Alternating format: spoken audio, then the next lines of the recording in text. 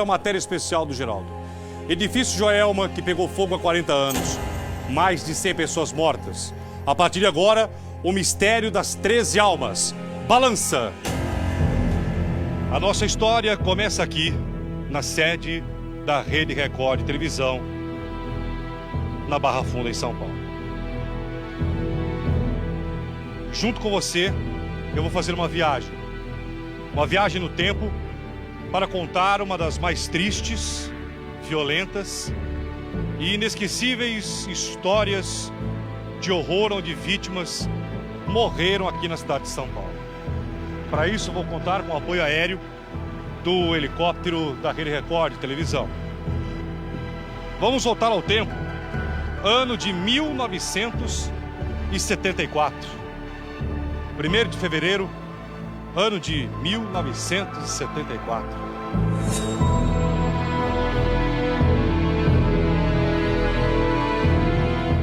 Centro da cidade de São Paulo. Testemunhas, paulistanos que testemunharam e conviveram com o verdadeiro horror. A cena que eles viam do céu, como se eu estivesse olhando para esse prédio aqui, olha. As pessoas olhando para aquele edifício daquela época, logo pela manhã daquela sexta-feira, não acreditavam no que estavam vendo.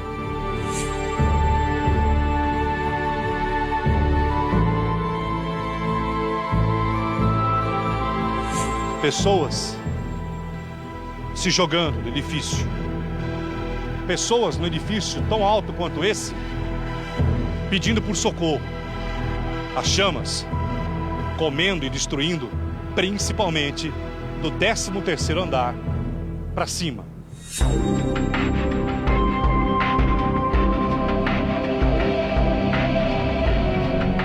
Eram mais de 700 funcionários. Lá funcionavam escritórios, departamentos de algumas lojas. A tragédia do edifício Joelma. Quase 40 anos depois, a tragédia que São Paulo não esqueceu. Vamos reviver as tragédias que marcam uma cidade, um país. A tragédia do edifício Joelma, onde 191 pessoas morreram queimadas e carbonizadas. Até hoje São Paulo não esqueceu.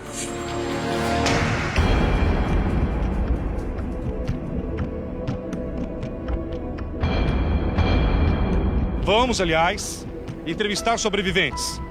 E junto comigo você vai ver como está hoje o edifício Joelma. O relato impressionante de um homem que na época tinha 23 anos. O curto-circuito no ar-condicionado que estava funcionando. O fogo incontrolável. Qual a história que hoje termina no cemitério? Um cemitério aqui em São Paulo, aonde guarda um jazigo com 13 almas. As histórias de espíritos que estariam em volta desse túmulo. 13 pessoas que morreram no poço do elevador do edifício Joelma. Essas 13 pessoas sem identificação foram enterradas nesse cemitério que eu vou daqui a pouco, junto com o sobrevivente do Joelma. A história é que essas 13 pessoas eram funcionários de lá, não conseguiram sair em tempo e morreram queimadas. Que se ouve gritos e que saem até fumaça do túmulo. Verdade ou mentira? As cenas que até hoje São Paulo não esquece. A tragédia do edifício Joelma, contada agora e revivida no Balanço Geral.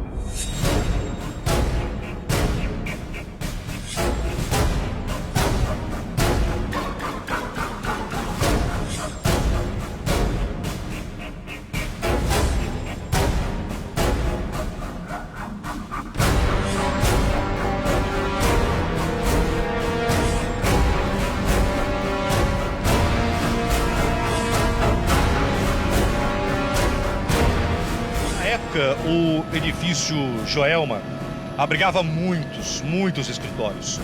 Na hora do incêndio, mais de 750 pessoas estavam trabalhando. São Paulo sempre acordou muito cedo.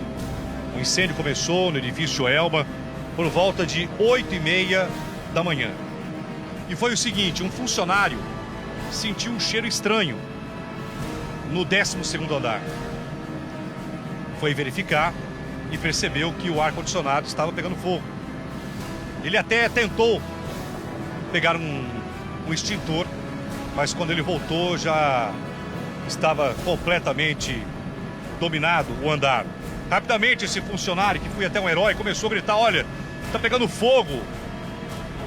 Principalmente as maiores vítimas, as que estavam no 13º andar, para cima. 300 pessoas feridas no maior incêndio da cidade de São Paulo em prédio. 191 mortos.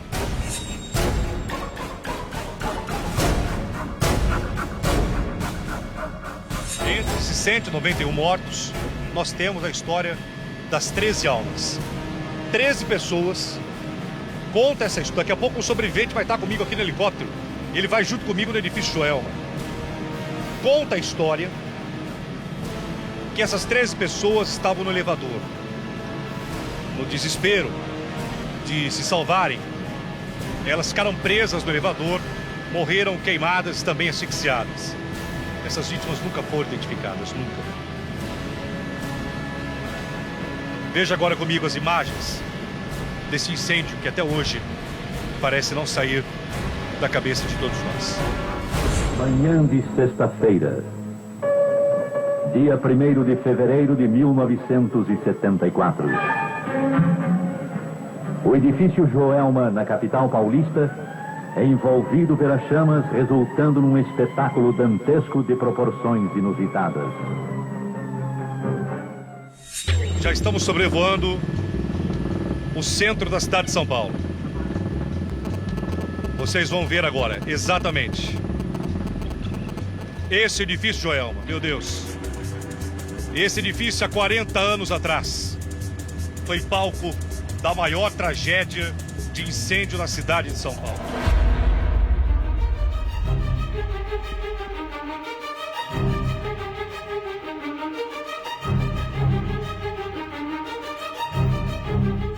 E 191 pessoas morreram na época aí. Helicóptero não tinha, a polícia não tinha helicóptero. Usou helicóptero de uma empresa privada, de uma empresa particular. Não tinha aeronaves como hoje, a Polícia Militar tem aeronave, a Polícia Civil, o Corpo de Bombeiros, a quantidade de aeronaves. Se fosse hoje, nunca teríamos a contagem desses mortos, mas naquela época, em cima dessa laje, a imagem que agora podemos comparar das pessoas pedindo por socorro.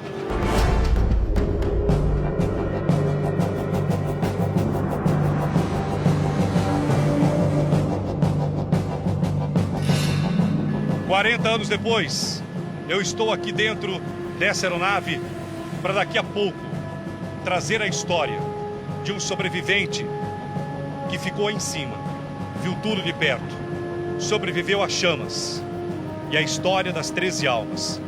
13 pessoas que aí dentro de um elevador não conseguiram escapar. Essas pessoas foram sepultadas no cemitério da Vila Alpina, para onde eu vou daqui a pouco. Conta a história que se ouve vozes no túmulo dessas 13 almas que morreram no Joelma. Verdade ou mentira? Relato dos funcionários antigos. E esse edifício que mais uma vez nós estamos mostrando. Em cima dessa laje que todos vocês estão vendo.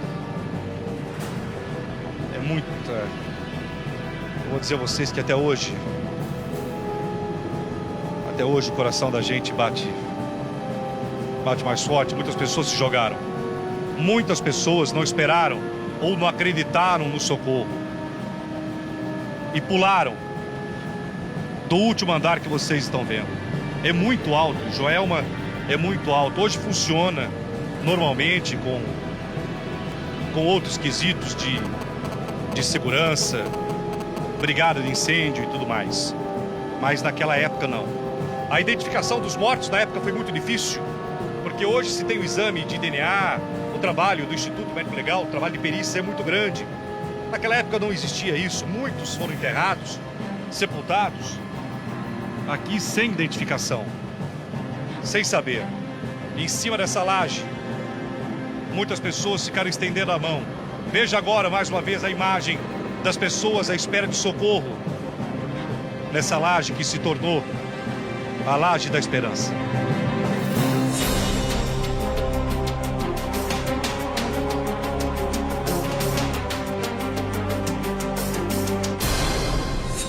Cinco andares que ainda existem. A gente olhando para o prédio aqui embaixo, olha lá. Parece que nada aconteceu. Mas esse é o palco, esse é o edifício onde 191 pessoas morreram. Pessoas que chegavam cedo para o trabalho. As labaredas aí, as chamas eram impressionantes. Opa, vamos tentar achar agora o 13º andar, aonde a tragédia começou. Funcionário que correu para apanhar o extintor portátil, mas uma assessorista, a história da assessorista que salvou muitas vidas, mas que não salvou a sua própria vida. É esse, Borracha. Exatamente, 13º aí, nas mãos do nosso cinegrafista aéreo Alexandre Borracha. Veja só, este o 10º, meu Deus do céu, não dá para imaginar o que essas pessoas passaram, o desespero, se seriam salvas ou não. Você vê inclusive que tem ar-condicionado antigo ainda. Você pode ver, dá uma olhada, ainda tem ar-condicionado antigo nesse edifício. Dá uma olhada, isso, perfeito, Alexandre. Dá uma olhada, aquele ar lá, ó. Aquele ar é um ar-condicionado dos antigos ainda. Foi um desses modelos que acabou pegando fogo e causando aí uma destruição completa. Daqui a pouco eu vou encontrar Mauro Lilege, que na época tinha 23 anos, hoje tem 62. Ele ficou 7 horas pendurado no parapeito do edifício Joelma. E é para lá que nós vamos agora. Bora, comandante Alexandre. Eu quero agradecer aí a Prefeitura Municipal, que nos cedeu o espaço L. da Prefeitura. Eu vou encontrar agora o Mauro, que hoje tem 62 anos. Na época tinha 23, era bancário, estava no edifício Joelma. Eu vou trazer ele aqui. Qual será a reação dele, o que ele vai contar. E daqui a pouco no cemitério. Mauro, bancário que sobreviveu a uma das maiores tragédias de incêndio. E é para lá que nós vamos agora. Ele já deve estar. Já chegamos? É muito perto, né, comandante? Ele tá esperando lá. Dá uma olhada, corta lá ele lá, ó. A gente já consegue ver um dos sobreviventes, olha ele lá, um dos sobreviventes do edifício Joelma.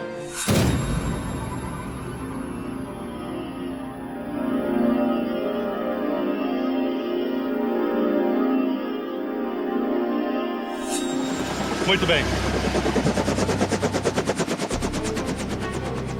Já estamos aqui para dar continuidade nessa história, principalmente sempre quando tragédias acontecem como essa do Sul, outras são relembradas e outras são levantadas. E para contar essa história, é ele que me acompanha. Prazer em revê-lo. Realmente. Nunca sai da cabeça, né? Não, só vai morrer comigo. Nem psicólogo, nem remédio, nem o tempo. Não, já passei por um bom bocado aí com doença de pânico, etc. Mas hoje em dia a gente administra. Sempre tomando as precauções de entrar em lugar fechado, essas coisas, né? O que mudou na tua vida depois do incêndio do Joelma? Vamos dizer, eu sou uma pessoa extremamente preocupada com segurança, né? Se o senhor entrar, por exemplo, num cinema. Antes de sentar, eu faço uma análise de quais são as saídas, quais são as hipóteses de algum evento, de fuga. Isso é invariável, faz parte da minha rotina.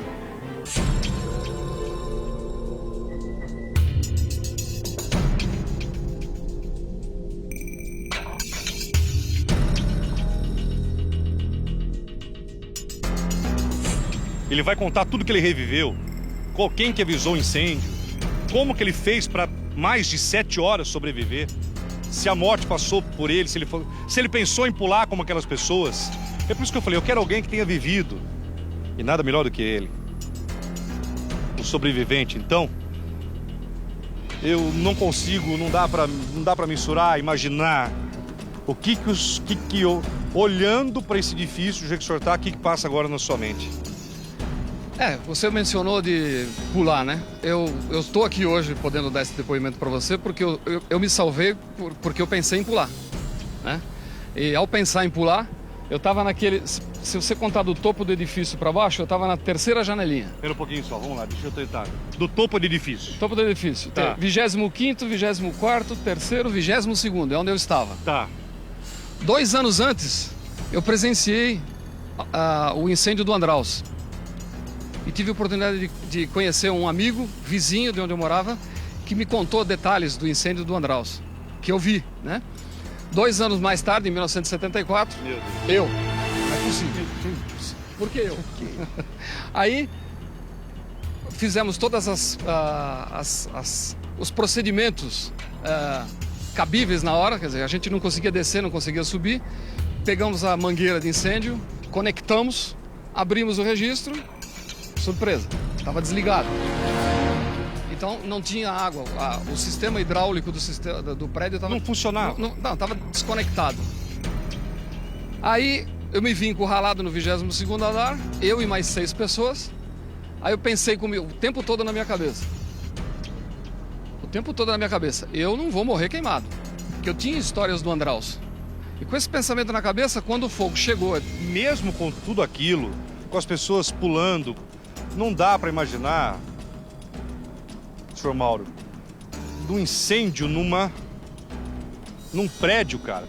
Um prédio pegando fogo, as pessoas pulando, você saber, não tinha condições de descer. Não. Mas veja bem, do momento que você sabe do incêndio, até você pensar em descer, subir, demorou 2 minutos, se tanto, para chegar onde eu estava. O fogo começou no 11º e eu estava no 22º. Quando eu finalmente me vi encurralado e não conseguia mais respirar, eu falei, bom, agora é hora de pular. Eu não vou morrer queimado. O senhor chegou a pensar? Cheguei a pensar, não, eu pulei. Eu pulei, não pulei do edifício. Eu abri a janela do banheiro, tinha um pequeno parapeito do lado de fora, você pode ver ali, ó. Você tá vendo que entre a janela do banheiro e essas lajes que tem aqui fora, você tá vendo que tem um pequeno parapeito aqui embaixo, aqui, ó? Tem, exatamente. Esse amarelinho? Isso. Foi aí que, quando eu abri para pular, eu notei que tinha esse parapeito. Então, eu e mais 6 pessoas que estavam junto comigo, nós descemos, fechamos a janela e ficamos ali pendurados por 7 horas, até o bombeiro nos resgatar. Naquele espacinho que nós estamos vendo? Naquele espacinho, 7 pessoas. Obviamente, um em cima do outro. O único que não se queimou, assim, gravemente fui eu, porque como eu fui o primeiro que pulei, eu fiquei numa posição, digamos, privilegiada, eu fiquei embaixo.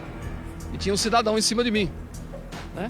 E dali eu pude ver todo o horror das pessoas pulando, enfim, aquele movimento de fumaça do helicóptero. Cada vez que o helicóptero chegava e pairava sobre o edifício, você imaginava, é agora que eu vou morrer. Porque o helicóptero, quando ele está parado no espaço, ele expele fumaça para baixo, né? Logo onde nós estávamos. E como, graças a Deus, aqui é um vale, né? Então os ventos vêm de vários lugares. Então deu para poder respirar de alguma maneira, né? 7 horas pendurado. Você lembra do dia que você nasceu. Você lembra de tudo que você fez, tudo que você não fez. Por que você fez, o que eu tô fazendo aqui. É uma situação complicada. Durante essas 7 horas, o que vocês conversavam entre vocês? Você mantém amizade com esses outros 6? Sim, sou muito próximo de um colega chamado Hiroshi Shimuta, que estava junto com a gente. Ele é um dos 7 que estavam nessa janela. A gente tem contato semanal, né? Ele, naquele dia, ele tinha nascido gêmeos dele e ele não tinha ido ver. Quer dizer, tinha nascido na noite anterior e tal. E por problemas de trabalho, ele não tinha ido sequer ver os filhos. Nós passamos o tempo todo, um confortando o outro. Ou segurando o cidadão que estava em cima de mim, ele se queimava, né? Me mostra como o senhor ficava lá, qual a posição?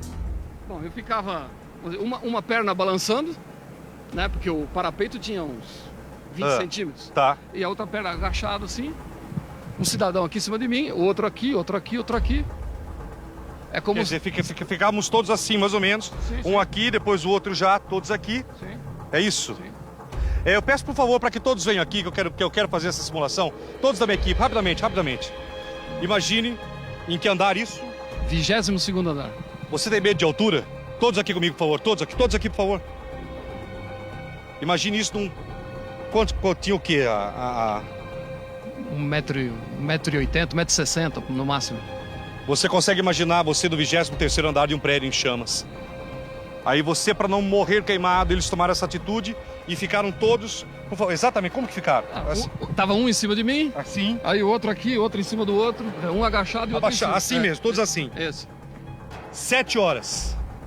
Exatamente 7 horas nessa posição. E corpos descendo, não? As pessoas que pulavam passavam por nós ali, né? Você não queira imaginar o rosto de uma pessoa que, quando tá caindo. Passaram mais ou menos nessa distância de mim, né? Quando a pessoa cai, é horrível. Uma sensação pavorosa. Dá uma olhada quantos prédios tem aqui. As pessoas duvidam que qualquer um desses prédios pode pegar fogo a qualquer momento. Sim. Não tem brigada de incêndio, não tem lei, não tem fiscalização. Não, existe uma lei que o prédio é obrigado, prédio até residencial, é obrigado a ter brigada de incêndio, é obrigado a ter treinamento de incêndio. Você conhece alguém que fez isso? Alguma vez na sua vida? Inclusive, nós descobrimos o seguinte, que em São Paulo existe uma lei desde 2002. Desde 2002. Uma lei na Assembleia de 2002 que obriga boates, estabelecimentos fechados de produção artística a terem um seguro obrigatório contra incêndio e tudo mais. Não boicotaram a lei desde 2002. Cinemas todos, teatros, tudo. Seriam boates em São Paulo, teriam que pagar esse seguro obrigatório caso aconteça alguma coisa. E se você morrer lá dentro asfixiado, mas eles não boicotaram essa lei. É o nosso jeitinho, né? Você conhecia alguma das pessoas que pularam do edifício que você está ao fundo aqui? Conhecia, claro. Conhecia. Na época, eu gerenciava um determinado setor do banco. Tinha, acho que 56 pessoas. Mas era no 21º andar, do lado da 9 de julho. Desse lado aqui. Todas as pessoas morreram. Só que eu estava numa reunião na sala do meu chefe, no 22º, do outro lado ali, do lado da Praça da Bandeira. Outra coincidência, outra sorte. Se eu tivesse lá junto com as outras pessoas, provavelmente teria tido o mesmo destino. Quantas pessoas você viu pular? Umas 8, mais ou menos. Entre elas, a secretária nossa. A moça que trabalhava... Porque quando houve o incêndio, a primeira reação que você tem é pegar um extintor e fazer alguma coisa.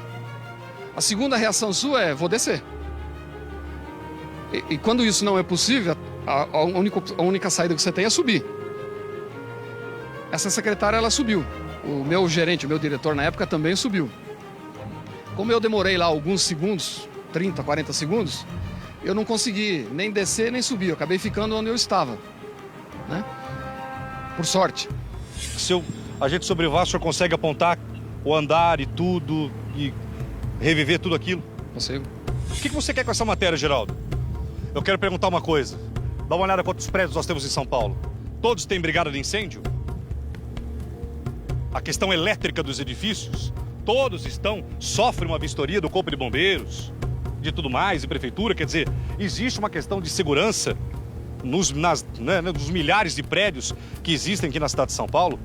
Você que mora em prédio se sente seguro? Porque um incêndio pode acontecer numa boate, num cinema, num shopping, em qualquer lugar. O sobrevivente do Joelma agora vai comigo sobrevoar quase 40 anos. Parece que foi ontem, né? É, parece que foi ontem. Você era novo, 23 anos? 21. 21? 21, é. Novo demais. É. Novo demais. Vamos ver agora. Mas depois de sobrevoar o Joelma, o senhor já ouviu a história das 13 almas? Já. Fique muito à vontade, mesmo. O senhor acredita ou não? Às vezes sim, às vezes não. Ou às vezes sim, por quê? É porque são relatos verídicos, né? Mas às vezes você fica meio cético. Será? É verdade que pessoas morreram também. Eu tenho essa história na mão e falei, mortos no elevador também. Claro, claro. Mas não, sabe por que eu estou perguntando? Porque tem pessoas... Desculpa, Mauro. Quando a gente leva isso para televisão, tem pessoas que na ignorância ainda acham que isso pode ser contos ou lendas do passado, de uma tragédia. E isso foi real. Que uns tentavam sair pela escada. Sim. A escada, veja bem, como não tinha portas corta-fogo, E como a escada era bem no centro do edifício, a escada virou uma chaminé, né? Então as pessoas que estavam na escada, elas iam inalando fumaça, desmaiando e uma pisoteando a outra e muitas pessoas morreram na escada. E no elevador também. E no elevador também, com certeza. E essas 13 almas, 13 corpos foram levados até o cemitério. E lá conta-se tudo. Que houve esse barulho nos lados do jazigo e outras coisas mais. Sobrevoar agora o edifício. O Joelma tá lá. Tá lá. Só que agora eu vou levar o sobrevivente para ver de cima.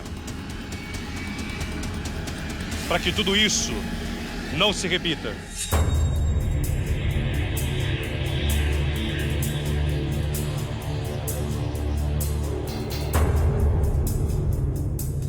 O balanço geral sobrevoando o local da tragédia, edifício Joelma, quase 40 anos. 191 pessoas mortas. Foi um 1º de fevereiro que o senhor não vai esquecer. Não vou. Esse primeiro andar aqui, Geraldo, é o 11º. Dá uma olhada, pega lá onde ele tá apontando, Borracha. Não é ainda aí não. É lá embaixo, é isso? Isso. Vai baixando. Onde é? Quer ver? Aqui, ó, quando começam os edifícios aqui em cima desses pilotis, aqui é 11º andar. Porque os 10 primeiros andares são garagens, né? Então foi aqui que o ar-condicionado com um fio inapropriado pegou fogo. Foi um fogo elétrico, né? Daqui que se espalhou por edifício inteiro. Como que se espalhou tão rápido daquele jeito? Pegou na parte elétrica. Na época, todos os móveis não eram à prova de fogo. As cortinas eram de jutas, altamente inflamáveis. E quando o fogo estoura os vidros, o oxigênio que é expelido para fora leva o fogo para o andar de cima e assim sucessivamente. Olha aqui para mim, meu câmera. Eu vou mais uma vez falar. Eu vou mostrar de novo. Estamos aqui, suspensos no ar. Suspenso, essa força do jornalismo Record.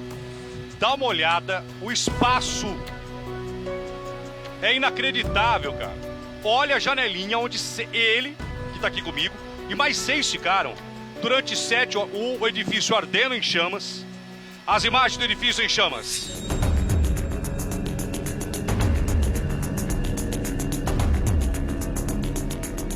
Imagine tudo aquilo e eles lá.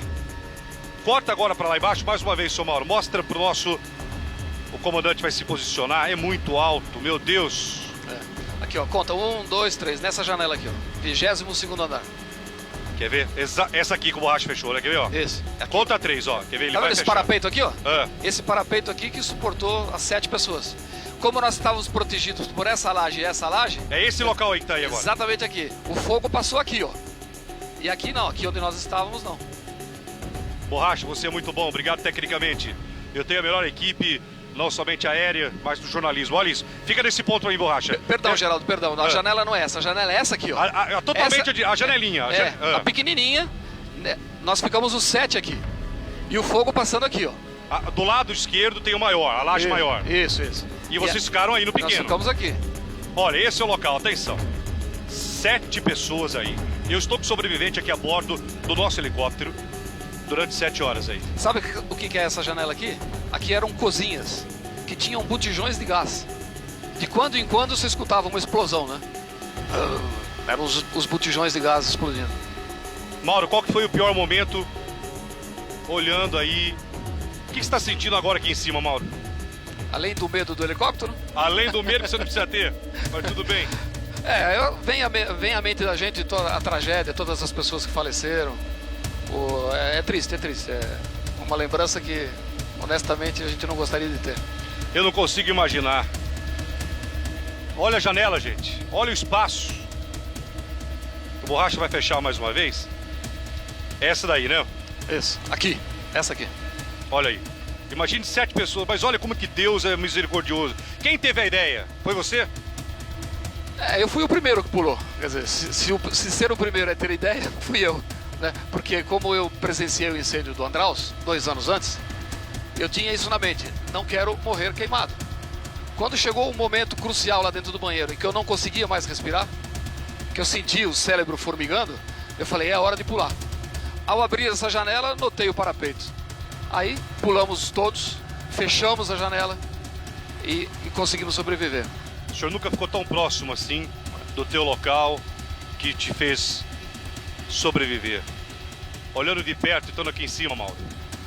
A lembrança que vem é das pessoas que pularam e a gente pôde presenciar. Você imagina você acompanhar uma pessoa que pulou e ver ela se estatelar lá no chão. É triste, é uma lembrança horrorosa. Então vamos lá. Cemitério agora da Vila Alpina. A história agora que eu vou contar é a história das 13 pessoas que morreram no posto do elevador, no elevador, e que se ouve lá, enfim, as histórias que você acompanha junto comigo a partir de agora, aqui dentro do nosso Balanço Geral. A bordo, esse homem que é um exemplo e que ainda vai ter um recado final para todos vocês.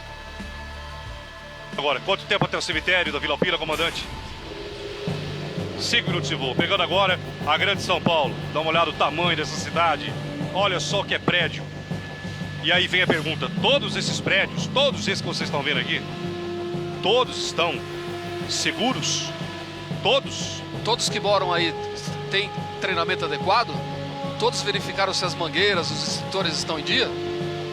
Só vamos lembrar durante uma tragédia como o Joelma? A gente quer balançar esse alerta acima de tudo. Cemitério da Vila Alpina.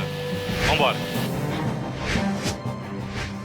Já estamos agora sobrevoando o cemitério da Vila Alpina. Aí embaixo, nós vamos descer num heliponto autorizado. Aí a minha equipe já estava esperando por terra. E neste cemitério existe um grande mistério. 13 das 191 vítimas do Joelma foram sepultadas aí. E a história que se conta é impressionante. O que se ouve, gritos, murmúrios. E pessoas que jogam água. Estranho, exatamente, pessoas que jogam água sobre o túmulo. E aí dizem que os gritos param. Verdade ou mentira, essa história você vai acompanhar comigo lá de baixo.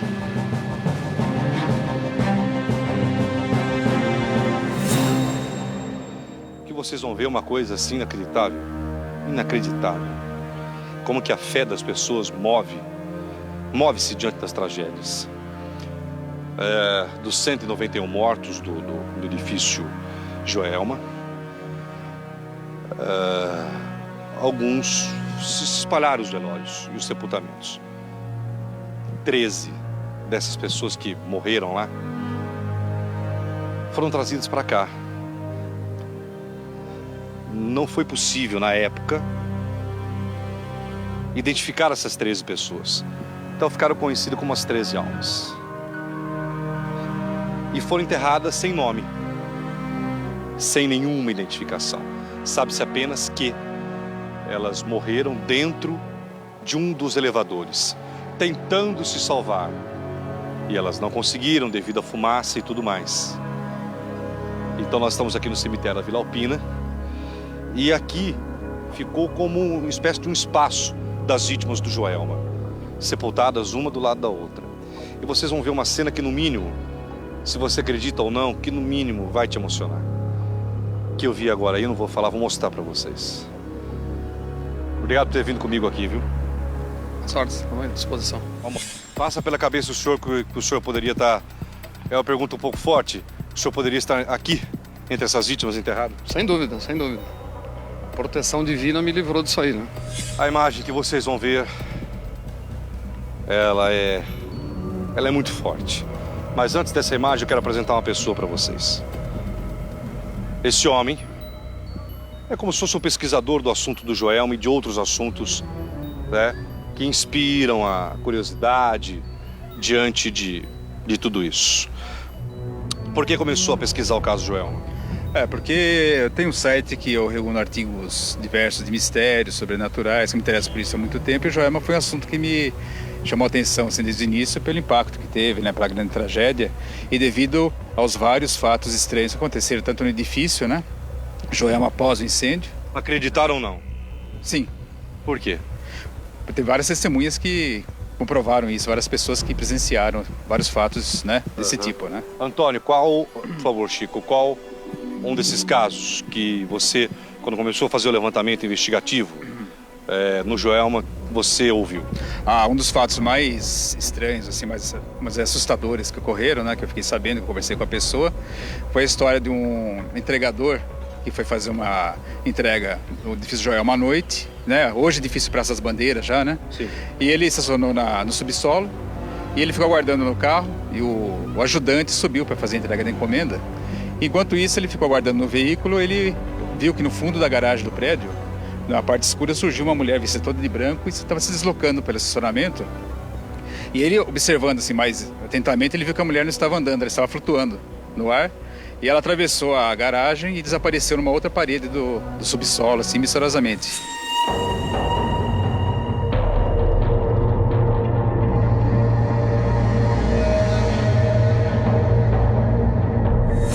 Não mostre ainda, por favor, Chico, não mostre ainda, mas o local que nós vamos ver é muito especial.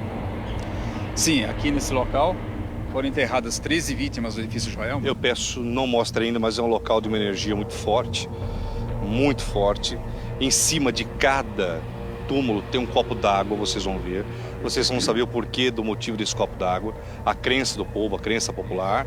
E esse cara que eu fiz questão de trazer, porque é um pesquisador do assunto do edifício Joelma, nesse local aqui. Então, aqui foram sepultadas 13 vítimas do edifício Joelma, os quais durante o incêndio eles tentaram fugir pelo elevador. Eles não conseguiram, ficaram presos e morreram carbonizados dentro do elevador, né? E na época, era 1974, não existia exame de DNA ainda, os corpos não conseguiram ser identificados. Não sabe se 6 homens, 7 mulheres, nada. Nada. Então, nessa dúvida, todos foram sepultados aqui em conjunto, lado a lado, né? Logo após, uns meses após o sepultamento, pessoas relataram que quando passavam pelo local ouviam gemidos e choro. E essas pessoas que ouviam isso, elas sabendo como as pessoas faleceram, que foram no incêndio, morreram carbonizadas, o que elas fizeram? Elas colocaram, como experiência, colocaram água sobre as sepulturas e colocando a água eles perceberam que aquele gemido, aquele choro cessou, né? E aquilo se espalhou e com isso o que aconteceu? As pessoas começaram a vir aqui fazer uma peregrinação e fazer prece para aquelas almas das 13 vítimas do Joelma. Por isso que o local ficou conhecido como as 13 almas não identificadas do Joelma. É muito forte que vocês vão ver. Meu câmera.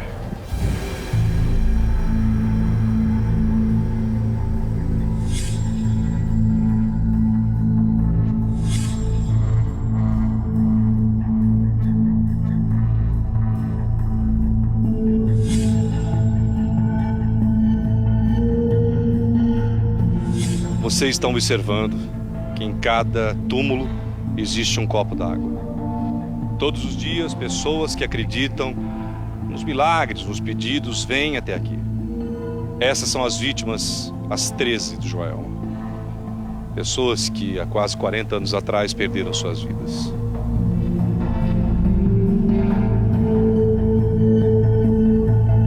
Não sabemos os seus nomes, se são homens, se são mulheres. Sabemos que eram vidas, pessoas que estavam no edifício naquela sexta-feira, 1º de fevereiro do ano de 1974. É uma emoção muito forte de estar aqui, vocês me conhecem. Existe uma energia até positiva nesse local. É uma energia inegável, não vou deixar... Como que eu poderia deixar de dizer isso? E se não estivesse sentindo nada, também falaria. Mas é uma energia, sim, que você sente aqui. Dá uma olhada em cima, numa imagem mais aberta agora. Olha só. Em cima de cada pequeno jazigo, porque vítimas carbonizadas ficam pequenas. Quando um corpo sofre uma carbonização, se a pessoa tiver 1,80 m, se ela for carbonizada, ela diminui o tamanho. São 13 túmulos sequenciais, um do lado do outro. Isso, e aqui as pessoas fazem os seus pedidos, né, de oração, pedidos de cura, pedidos diversos, né? E quando elas são atendidas, elas trazem placas, agradecimento e tudo mais, né? Agora, nesse local aqui, Antônio, se ouviu já de tudo. Eu repito o seguinte, eu não quero provar, eu não estou aqui para provar absolutamente nada. mas eu sou o único apresentador do país da televisão brasileira que apresento esses casos de fenômenos, alguns paranormais, outros espirituais, que o povo fala, alguns acreditam, outros comprovados, outros não, mas é história, e é a história de São Paulo isso aqui, de pessoas que ouvem sim, aqui, gemidos, outros não acreditam, tem gente do cemitério que eu vou entrevistar aqui, que nunca ouviu nada. Geraldo trabalha há anos aqui, nós nunca ouvimos nada. Outras pessoas, talvez até você que esteja me assistindo, já pode ter vindo aqui e ter ouvido alguma coisa, mas o relato é esse, que se ouviram vozes... Vozes, gemidos, né? Choro, lamentações, né? E interessante observar que não são todas as pessoas que conseguem ouvir isso, porque depende também da sensibilidade de cada pessoa. Acreditar ou não, e aí vai uma série de coisas, isso, né? a crença de cada um, né? A gente observa o seguinte, né? Que tem até em cada túmulo tem a maquete do edifício. Você vê que tem a maquete do edifício. Isso, então, para lembrar o acontecido na época, né? Foi um fato muito triste, né? Para ficar como, assim, um memorial, né? Vamos dizer assim. Exatamente, é um memorial, é um memorial às vítimas do edifício Joelma.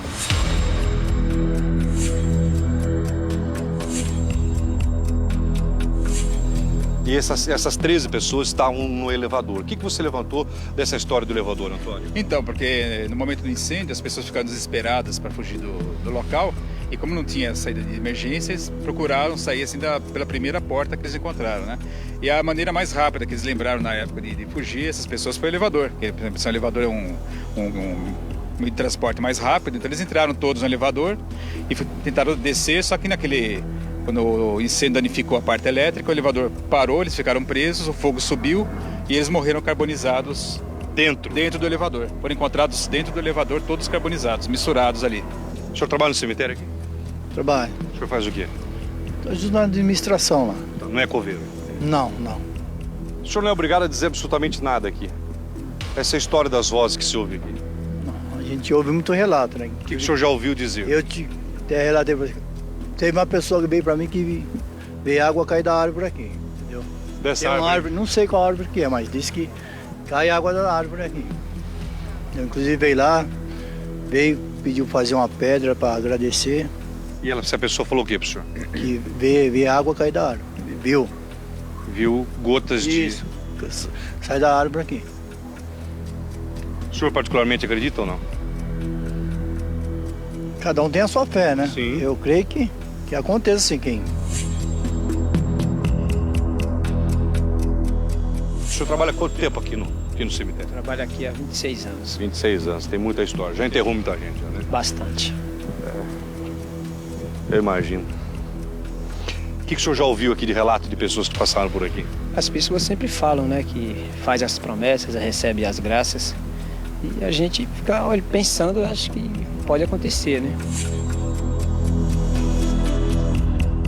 Também trabalha aqui no cemitério? Sim, Geraldo. Ah, é? A senhora já ouviu relatos de pessoas falando o que desse local? Bom, relatos afirmativos de alguém eu nunca vi, mas eu posso te relatar o meu. O meu de muita fé, muita bênção, muita graça e muita energia positiva. Aqui desse local? Sim, sem dúvida alguma. Agora me diz uma coisa, por que esses copos de água? Dá uma olhada, os copos estão cheios de água. Estão sempre cheios de água? Sim. Estão sempre cheios? Eles acham que quem morre queimado nesse tipo de acidente, água, leite, é uma coisa que eles fazem exatamente para... O que é, Antônio? As pessoas, crendo, né, da maneira como as pessoas morreram queimadas com muito calor, eles creem que colocando a água sobre a sepultura apacenta o espírito daquelas pessoas que partiram, né, trazendo tranquilidade e paz para eles, né.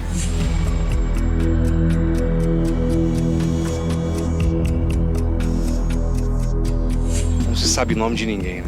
Não se sabe, não sabe sexo. Mas e família não reclamou? É que tiveram várias pessoas que desapareceram, né? Então não chegou assim a ter uma identificação precisa de quem seriam essas pessoas, né? Então, na dúvida, todos foram sepultados aqui em conjunto de forma anônima, né? Não se sabe realmente. É que na época tudo era diferente. É, né? tudo era mais simples, não existia exame de DNA, não existia sistema de identificação era mais precário, né? E aqui, vozes e mais o quê? Vozes, né? Choro, gemidos, mas não são todas as pessoas que ouvem isso, né? São pessoas que são mais... Mas você conversou, você encontrou alguma pessoa que tenha ouvido? Eu conversei com uma pessoa que ela presenciou isso, né? Ela falou que ouviu já, né? E não no início, né? Foi uma época muito antiga, né? Mas uns 6, 7 anos atrás. E essa pessoa falou que ouviu aqui gemidos não, mas ouviu um certo choro. Até quando a história do Joelma vai durar? Ah, eu acho que para sempre, viu? Eu acho que para sempre foi uma tragédia que marcou São Paulo, marcou o Brasil inteiro, né? Você acredita nessas histórias? Eu acredito que lá no edifício deva ter muita coisa. Ah, tem, com certeza, porque a história do edifício também, ela já vem de longa data, né? Porque aquele local ali do edifício Joelma foi uma época do século XVIII, XIX, onde existia um pelourinho, ali existia escravos que trabalhavam na região, e ali os escravos eram açoitados e eles morriam, né, de forma violenta na época ali. Já em 1948, houve o crime do Poço, no mesmo local do edifício Joelma, né, onde o professor Paulo Ferreira ele assassinou a mãe e as 2 irmãs no mesmo local. Tem fotos da época, né? Tem fotos. Crime do Poço, veja só, foi um crime familiar que comoveu São Paulo, de um filho que matou a família inteira lá naquele local onde era e jogou os corpos lá. Isso. Veja as imagens.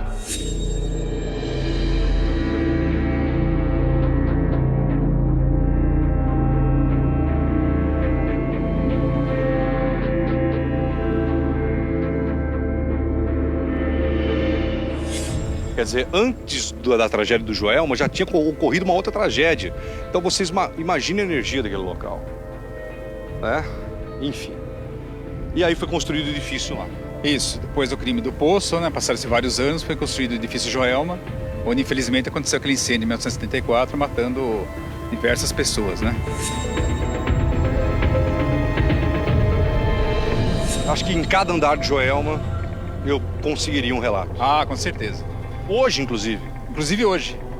E pessoas que... Você que trabalha no Joelma, hoje, que não chama mais edifício Joelma, se você quiser gravar comigo, se identificando ou não, eu quero chamar os funcionários, porque não deixaram eu gravar lá, não tem nenhum problema. Não me permitiram gravar no interior do edifício, eu respeito. Mas ninguém pode proibir as pessoas que têm relatos. Se você que trabalha no edifício, hoje, ou trabalhou, e tem relatos, entre em contato com o Geraldo. Entre em contato comigo. Eu vou até você. Se quiser mostrar o rosto, ok. Se não quiser, a gente dá um jeito. Entre em contato que eu tenho certeza que eu vou encontrar relatos impressionantes. Ah, com certeza. Inclusive teve outro relato interessante lá na época, após o incêndio, o edifício foi reformado, né?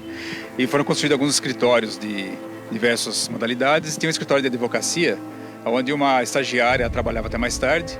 E uma certa noite ela disse que estava guardando os arquivos, organizando os papéis. Ela ouviu um barulho de abrir e fechar portas, né? E ela estranhou porque estava sozinha ali no escritório. Quando ela foi olhar no saguão da recepção do escritório, ela viu um vulto, uma mulher de branco atravessando o salão. E ela se assustou e resolveu ir embora. Quando ela abriu a porta da sala para sair do andar, pegar o corredor para acessar o elevador, né? Ela olhou e ela viu a mesma mulher indo em direção do corredor, se distanciando e desaparecendo em seguida. Né? E dizem também que ela, em seguida, assim, pediu a conta e não conseguiu mais ficar ali, porque ela já tinha má impressão do local. Ainda vendo isso ainda, ajudou a aumentar o pavor que ela tinha de ficar ali. Né? Gente, isso é histórias do povo. Eu não posso provar nada e eu repito, eu não quero, nem estou aqui para provar isso também. Mas teve gente que falou dos gritos que se ouve aqui e que sairia fumaça. Sim, o choro principalmente, né? Choro, gemido, né? E as graças que são atendidas aqui, né? Com as preces. Que diante dessa reportagem, os prédios de São Paulo se cuidem com brigadas de incêndio, vendo o estado da parte elétrica dos edifícios para que uma tragédia como essa não volte a acontecer, como aquela da boate, e para que novos locais como esse, memorial, em respeito a esses espíritos que se foram, independente de cada religião, o nosso respeito, a nossa oração, pedindo que Jesus abençoe o espírito, a alma de cada uma delas. Do cemitério da Vila Alpina, com a imagem de Francisco Paz. Produção de Gustavo. Acreditar ou não, as histórias do povo, mas aqui está Todas essas pessoas estavam no elevador. Não conseguiram sair. 39 anos depois, a história que nunca morre. E as imagens que nós nunca vamos esquecer. E que, em nome de Deus, que elas não se repitam. Geraldo Luiz. Para o Balanço Geral.